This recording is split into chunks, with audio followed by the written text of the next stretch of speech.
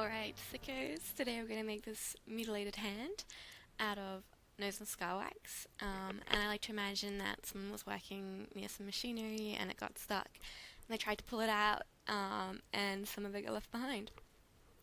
So first of all, I'm going to start off by putting band-aids on the two fingers that are going to be tucked down, just because it gets hard, at least for me, to hold those fingers underneath.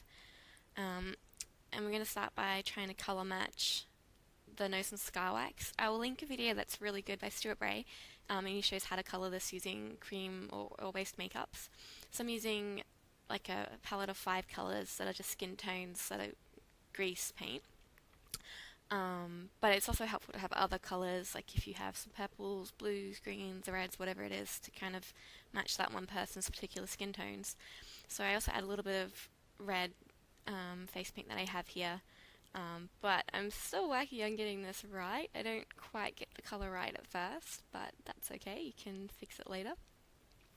I'm going to use a toothpick with the sharp ends cut off to attach the bone to have the bone sticking out.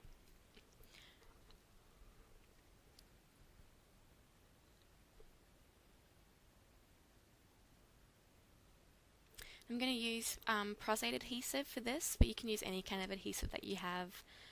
Spirit gum will work or whatever. I'm just using Pros-Aide because it's here and I have it.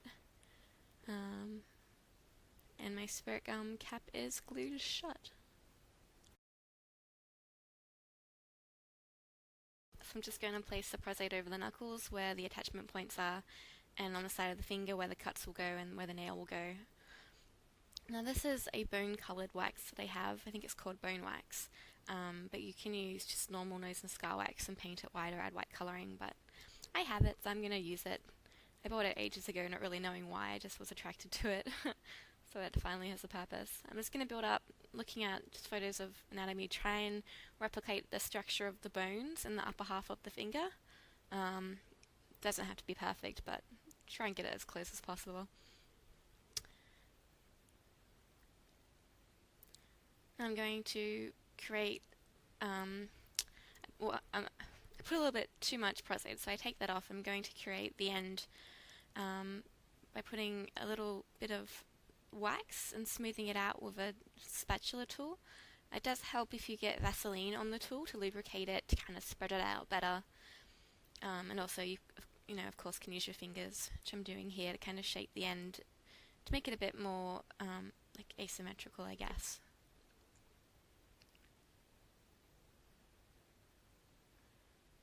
Oops, sorry, that brown fuzzy thing is my head. I haven't quite seemed to find a spot where I can put the camera that my head doesn't get in the way.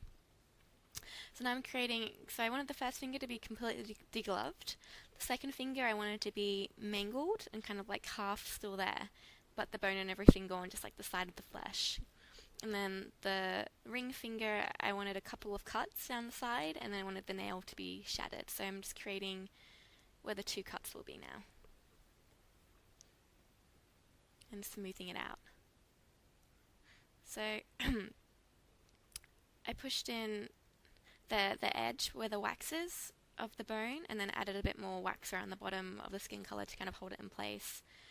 And now, using a little bit of Vaseline on the tool to lubricate it, I'm putting in the lines of the fingers, like the lines of the knuckles and of the skin, and then you can go back over it with a small paintbrush, also lubricated with Vaseline, to kind of make those lines not look so sharp. To kind of continue the texture of the skin onto the wax. And now you can't see it, I am putting the 2 cut marks into the side of the finger at an angle and trying to kind of push the skin away so it looks a bit flappy. Now, to try and match the skin tone better, and again at this stage it probably didn't really need to, but you know, it's me. I'm using Skin Illustrator to try and correct the skin tone, but if you have, you know, the cream makeups, you can totally do this at the beginning and just try and get it right in the wax, which is easier. So I put some olive tones down, and then I put some vein tones down, and then I put some like tan color down, and then I put some more pink down because apparently I'm I don't know, not quite so good at matching skin tones yet. But that's okay. Practicing. So this is a blue.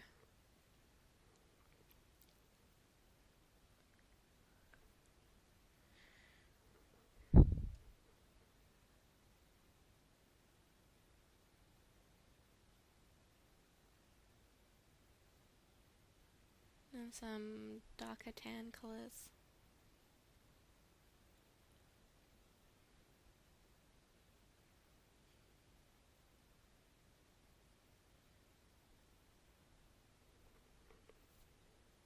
Now putting some pinks back in. And then eventually going, good enough. Let's put some blood in there. So those colours are from the Skin Illustrator Flash palette, and then I get the Skin Illustrator SFX palette later. So these are just natural style acrylic nails. They do look quite feminine here, but you cut them down and cut them up and it gets better. So I'm going to first cut them down so they're as short as his nail, which takes a bit of going back and forth until it's the right height. I'm going to cut up the nail into different shards where it's going to be split, and I'll attach a video where someone shows you how to do this in a lot of detail, so that helps.